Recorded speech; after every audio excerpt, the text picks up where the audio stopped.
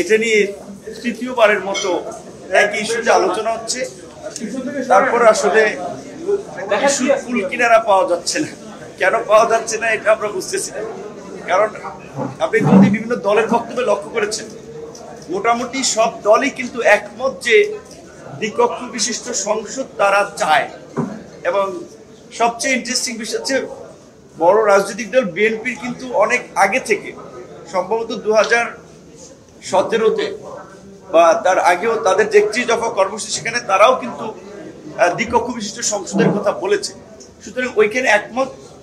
এখন দ্বিকক্ষ বিশিষ্ট সংসদের প্রক্রিয়া, সেটা নিয়ে কিন্তু কাছাকাছি মতামত অনেক দলেরই। বলছে যে উচ্চ কক্ষে রাজনৈতিক দলগুলো যারা নির্বাচনে অংশ নেবে তাদের প্রাপ্ত ভোটের অনুপাত, অর্থাৎ আনুপাতিক হারে প্রতিনিধিত্ব নিশ্চিত হবে, এবং লোয়ার হাউস হচ্ছে বিদ্যমান সিস্টেমে থাকবে।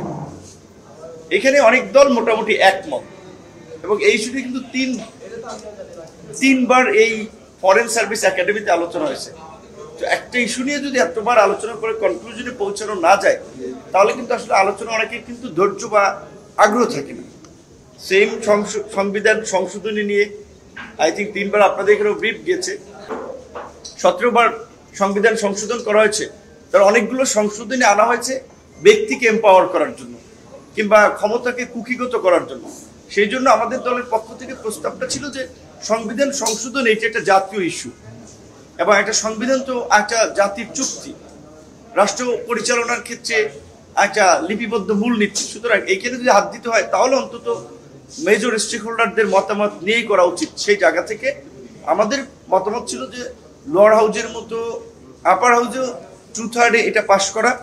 তারপরেও আমরা অভ্যন্তরীণ আলাপ আলোচনায় বুঝেছি কিংবা উপলব্ধি করেছি কোনো দল চাচ্ছে যে সেখানে সিম্পল মেজরিটি হইলে তারা এগ্রি হতে পারে, যে জন্য আমাদের পজিশন চেঞ্জ করে আমরা আপনার সিম্পল মেজরিটিতে, যদি সংবিধানের মৌলিক কিছু অনুচ্ছেদ ছাড়া, যেমন এখানে আপনার প্রস্তাবনা চেঞ্জের ক্ষেত্রে কিংবা সংবিধানের 8, 48, 56 এবং 142 নম্বর এই রকমের অনুচ্ছেদগুলো সংশোধনের ক্ষেত্রে আমরা গণভোটের যে বিধান, যেটা কেয়ারটেকার গভর্নমেন্টের আপনার রায়ের সাথে আদালতেরও একটা ডিরেকশন আছে, এইটুকু পর্যন্ত আমরাও একমত হয়েছি যে এই জায়গায় গণভোটটা যেন রাখা হয়।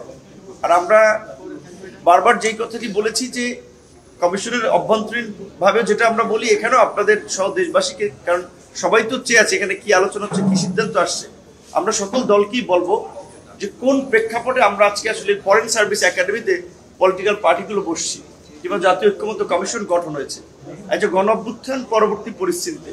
সুতরাং সেখানে রাষ্ট্র কাঠামোর পরিবর্তন, এটা তো গণ অভ্যুত্থানের পূর্বেরই একটা ঘোষণা ছিল, এবং শাসনতান্ত্রিক ব্যবস্থা বা সরকার ব্যবস্থার পরিবর্তন, এইটাই গণ অভ্যুত্থানের একটা অঙ্গীকার ছিল আমাদের।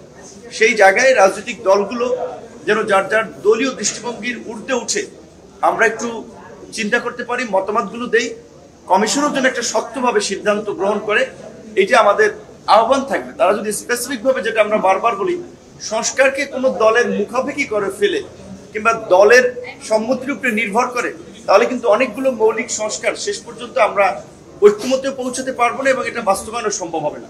সব বিষয়ে ঐক্যমত হবে না। যেই প্রয়োজনীয় মৌলিক বিষয়গুলো সংস্কার প্রয়োজন, সেটা যেন ঐক্যমত্য কমিশন আলাপ আলোচনার ভিত্তিতে একটা সিদ্ধান্তে আসে, সেটি আমরা বারবার বলছি, সেটা আমাদের প্রত্যাশা থাকবে। ধন্যবাদ।